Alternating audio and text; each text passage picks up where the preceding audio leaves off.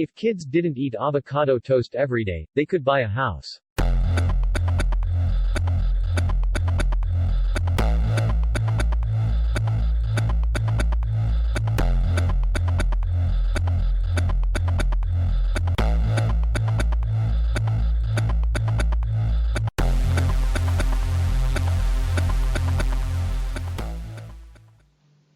Welcome to the Future of Money. Here we're going to look at economics around the world with a rather red-pilled view of things. So not the kind of views you may read in the mainstream media. In fact, you may rather get fed up with what you read in the mainstream media about what's going on around the world in terms of economics. So today we're going to look at who really benefits from a housing bubble. Well, if you do read the mainstream media, it's almost like everybody benefits from it. It's basically seen as good news. If house prices are going up, they cheerlead it. It's wonderful. It's great. Everything is absolutely swimmingly beautiful if house prices are going up. But is it really? Today we're going to find out who really does benefit. So let's get a little bit of a background here as to this kind of zero interest rate policy world that we live in today, because that will give us a lot of clues as to who's benefiting and who's very disadvantaged by the current house price bubble, which has gone on all around the world.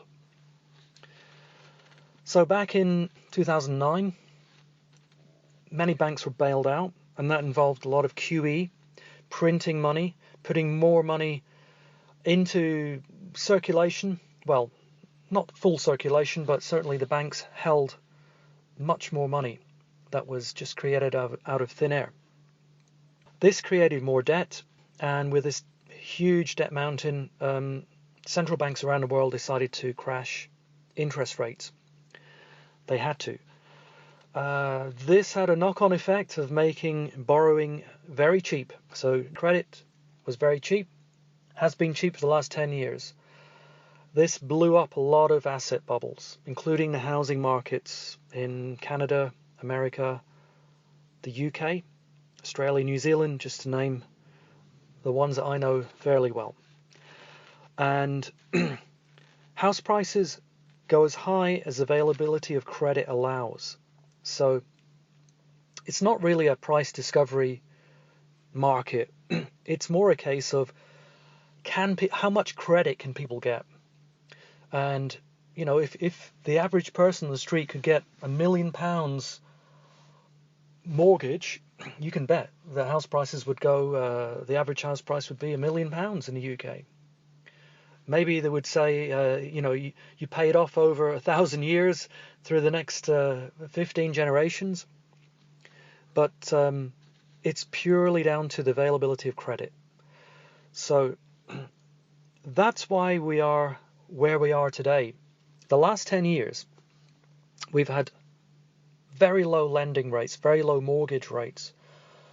And this has made more credit available, more mortgage money available to people, which has pumped up house prices.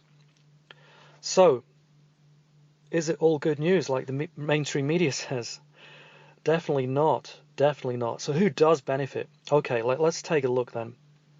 So, buy-to-let landlords, they benefit. They benefit because their assets are going up in value, of course, but more so that their target market is huge now. You know, so many people rent because they can't afford to buy.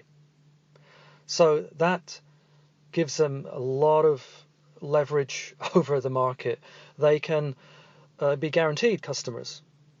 So they've done well out of this, the BTL landlords, notwithstanding new regulations in the UK that have imposed some quite heavy taxes on them, but they're still doing well out of this.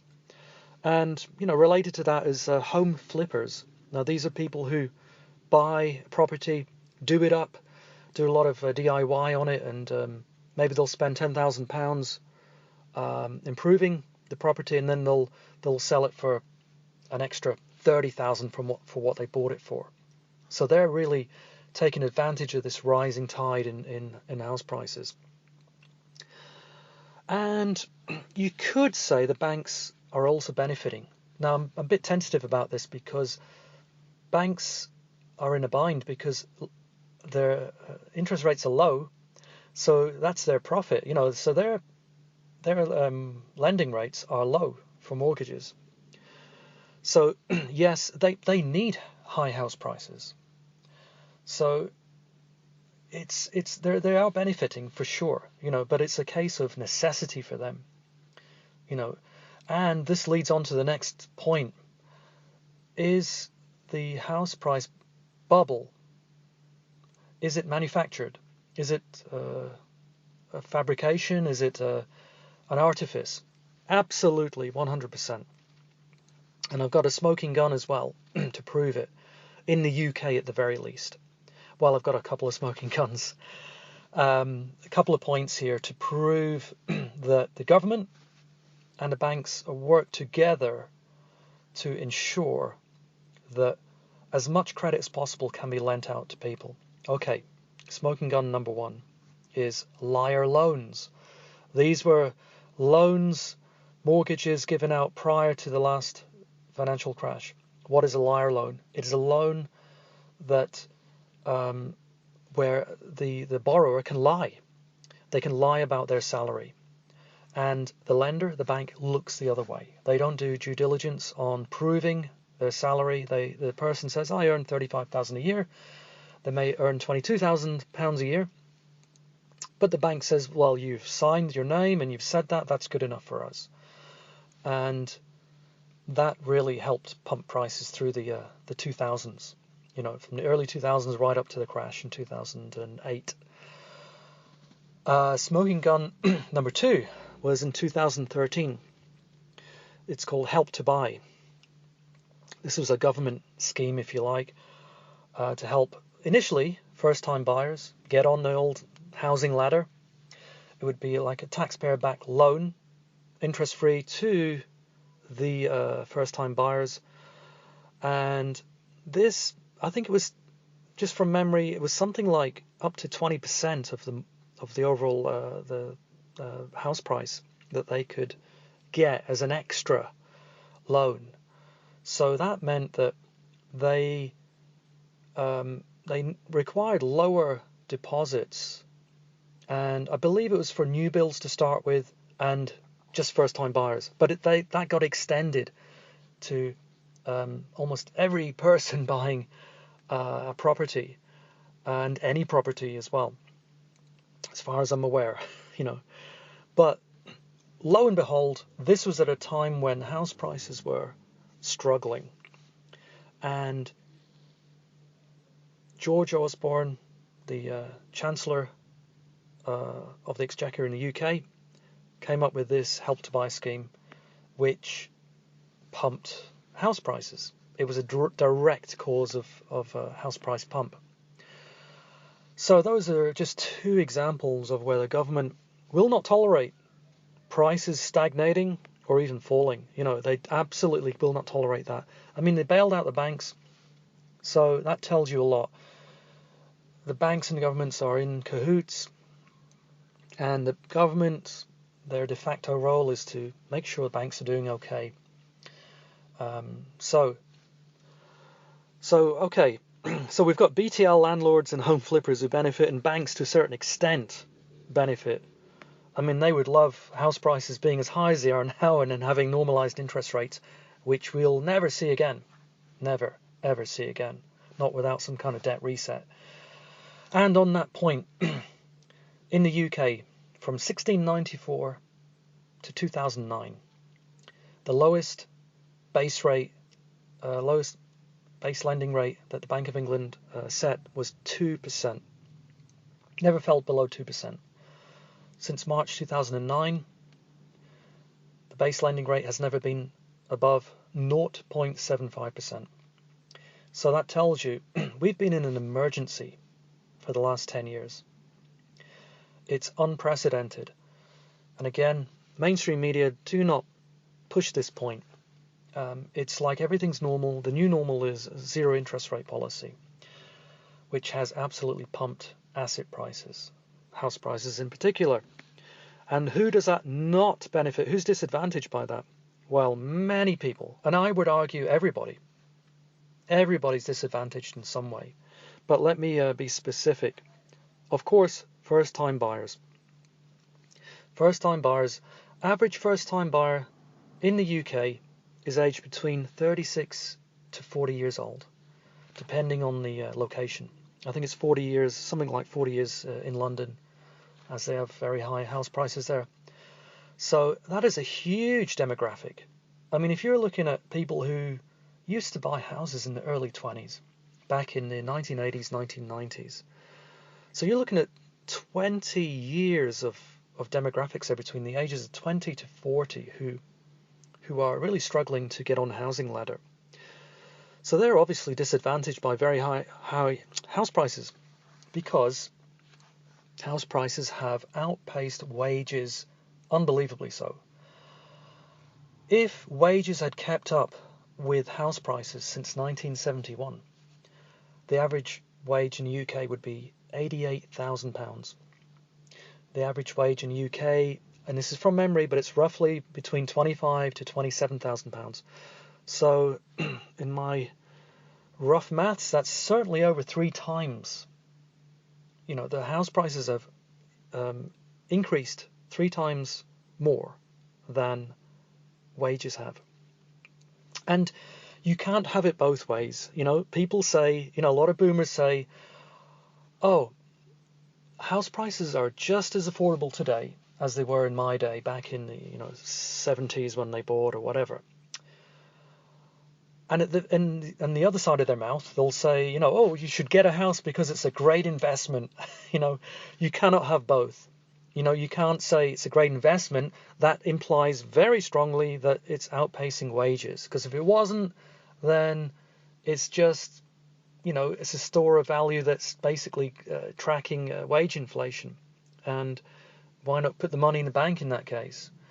So clearly house prices have outpaced wages, no doubt about it. So they're wrong.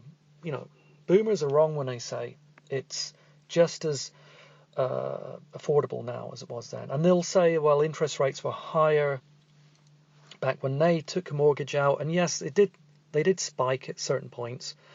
But generally speaking, the capital sum you would borrow, today is multiples. It's 5 or 6 times larger than that they would have borrowed back in their day. And the higher interest back then it's not commensurate. It's not commensurate in totality, in aggregate, as to how much money people would have to borrow today. And it's clear that society's changing. People, if it was as affordable today, people would be buying in their early 20s as they were in the 1970s, 80s, and even 90s. That's not the case today. So who else is disadvantaged? Well, parents of first-time buyers are disadvantaged. Hey, boomers, so they're disadvantaged. Why? Because their children are struggling to get on the housing ladder. So their children are going to them and borrowing money from them, or they're just getting money from them, bank of mum and dad. And, it's not good anyway, is it? It's not good if your children can't buy a property, and they're renting in their late 20s, 30s, even up to, in the 40s. That's not a good thing, no matter what. It's just a stress for the parents of these adults who are struggling to get on the property ladder. Who else is disadvantaged by the housing bubble? Well, the wider economy. Because if you're spending more on rent and more on a mortgage, that's less you're spending on everything else. So you cannot pollinate the wider economy as much as you could have if prices were affordable. If prices were affordable, people wouldn't be spending, say, between 40 to 60% of their income on bricks and mortar. Imagine if you were spending 30% on the roof over your head. You'll have way more money to spend on a high street, on other things. So, Who else is disadvantaged by a housing bubble? Well, I'm putting the case that society as a whole is disadvantaged. Why? Because we have a whole class of people now, a precariat, who are renters, and they are moving around. They live in one place for 1 year. Landlord wants to sell the property, so they've got to move out, move to another property, and they live this precarious life of moving from one place to another. That really has an impact on communities. People don't know each other. Also, young people are put off having kids, put off getting married. It's those things really, there's a prerequisite for those things, and that's really having a place of your own. Yes, people do get married and they're still renting, and they do have children and they're still renting. I've been there. It's not a good place to be honest. It's difficult. It's difficult. I mean, you got children and you're renting. Wow, it's not easy, because you are one letter or email or phone call away from your landlord saying, hey, the lease is running out in 2 months' time. You got to move out. Then your kids might have to go to a new school. You're going to have to look for a rental property in your catchment area, or what are you going to do? You're going to take your kids 10, 20 miles to school every day to stay at the same school. So this has really massive impacts on people's decision making, because they're putting off the big decisions because they can't get the first thing done, which is buying a property. So those impact everyone. Nobody's left out there. Even in the wider economy problem of people not spending. I mean, governments suffer. The governments will take less tax. It's not going to be. I mean, how many? To be honest, how many landlords even pay taxes? So it's much better. There's a bigger tax take if people are spending and pollinating a wider circle of businesses.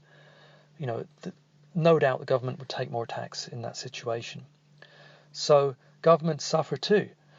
So it's kind of like a dystopia, really, where we're living in this bizarre world of mainstream media cheering higher and higher house prices, while at the very same time saying, hey, the economy's struggling. Well, yeah, but they don't join the dots together. And of course, then we have this huge wave of people getting older and older and older who cannot afford a property, and maybe have given up looking for a property, and have given up wanting to have children, have given up the idea of marriage. And that has huge impacts on the community, on the larger family members, the family members of these people. And even for those who have mortgages now, the mortgage holder now is the person also on the list of people who are disadvantaged. Oh, but they're getting richer every year. Oh, on paper they are, yeah, sure, on paper. But are they going to sell up? No, they're not. Most of them won't. They're going to stick in the same place. Why? Because it's expensive to move. And the higher your house price is, the more stamp duty you're going to pay. It's a huge cost to move house. And they are disadvantaged because they think, I got on the housing ladder at last. Well, they're needing 2 incomes to service that mortgage. Now, what kind of life is that? Especially if they've got children's going to preschool, after school, the school is a de facto childcare. It's no kind of life if people are, the tail is wagging the dog, and getting a mortgage is the be all and end all, even if we have to, both mother and father of a family working full time just to service a mortgage. And because it's a Ponzi scheme, there's no end in sight. So there's always got to be the greater fool. The greater fool's got to buy the higher and higher house price. It has to end because wages aren't keeping up. And you can have gimmick after gimmick. You can say, we've got 50-year mortgages, we've got multi-generation mortgages, we've got negative interest rate mortgages. We'll pay you to take a mortgage. The elastic is only going to stretch so far, and then it's going to snap. And the people who've bought in the last 10, 15 years are going to find themselves in negative equity because fair value is way below where house prices have been in the last 10 years. And I'm talking about all countries here in the West. So anyone who's taken a mortgage out in the last 10 years, unless they've paid it down really fast, they're in a precarious situation too. They're disadvantaged by this housing bubble, because if house prices were much cheaper, then they wouldn't really care. When house prices are, say, 2 or 3 times your salary, you're not that bothered if it goes up 1 or 2% a year, or it goes down 1 or 2% a year, even 3 or 4%. It doesn't really matter that much. But when house prices are 8 times a yearly salary, the stakes are high, and it becomes a very serious game where 1 or 2% makes a massive difference. I'm going to wrap it up here. Thank you for listening, and please comment down below if you've got some thoughts on this. Thank you very much.